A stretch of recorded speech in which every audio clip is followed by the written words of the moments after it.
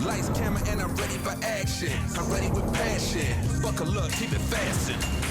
Follow me, it's showtime. Follow me, it's showtime. If they do contest that I am the best, it's gotta be go time. I am a production assistant, camera operator, vision controller at SuperSport. I do EVS, I do all the playouts. I'm doing camera one today. What's up? Can we get mic'd by you? Oh my gosh, you've got like the golden touch. We're having fun. My role as a vision controller entails basically the visuals that we put out in terms of color, brightness. We work hand in hand with lighting in order to, at the end of the day, have a perfect result.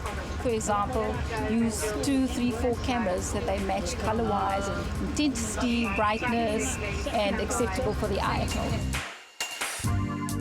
I'm doing EVS, I'm doing all the playouts after each quarter and end of day montage. So throughout the different games, I'm packaging for the quarters and for the end montage at the end of the day, when we wrap the day. We utilize this machine, which is an EVS, replays, highlights, player packages, slow-mos, anything that might have been missed by the naked eye during the game. We take it back so people can see what has happened, and we also just build moments in the game. With this camera doing studio, you don't necessarily have to know netball, but once you get on the other cameras during the game, you have to know netball. It's helpful knowing netball rules and knowing the players. It does help you a lot as a camera operator.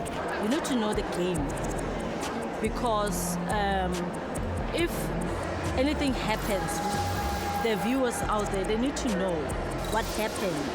This is now a warning. Next time it will be a suspension. Especially on this camera, because there are a lot of things that they do, a lot of fouls that they do there, and the commentators are talking about the fouls. So you need to be aware that this person committed a certain foul for you to be able to offer the foul. And now, Moeni will watch from the bench. You can't offer something you don't know yourself. Like if you need to show a foul, how are you going to know what you're showing if you don't know the game, you don't understand the game? Different sports have different tempos. Netball has a very quick tempo, it's quick turnarounds. Literally from the center pass to a ball going through the net can take 5 seconds. I'm used to, soccer, rugby, cricket, where the pace is a bit slower. So what you do is that simply it's all about educating yourself.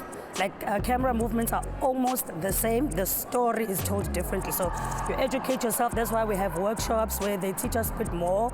And then they helped us because we had to play the game. That's when you understand everything.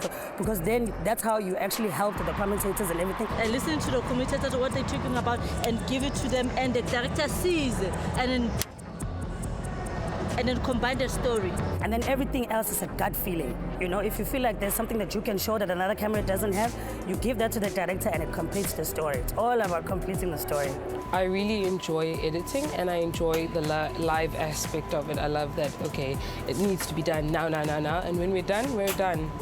One of the challenges that I would experience is sometimes your camera can just go off bubble. You're moving a lot, the pace, and then the director is shouting at you and saying, hey, your camera is falling. So it's the minor things that you have to double check. What you have to be is you have to be paying attention to the game whilst you're building packages, and you don't want to miss things while you're busy editing. So you have to kind of balance it out and always have your eye on what's actually happening live. We normally prep prior to production date. Especially if you're a perfectionist, you feel like you don't want to mess anything up. You just want to be a team player. So if you're thrown off as a production assistant because they trust you with the timings, you throw off the entire, process of the whole production. When it's a huge tournament and all eyes on you, you get super nervous. You get super nervous. At times, you even forget how to run your own clock. At times, you even doubt your counting skills. But I think that's the beauty about it, because you never take your work for granted, or you never take yourself for granted. So that always keeps you on your toes. And the nice thing is that after they shout at you for doing something, they do acknowledge when you do something right. So that helps as well. Because when somebody says, oh no, you're doing a good job now, you're like, yes, finally. Then you want to wake up in the morning and do it again.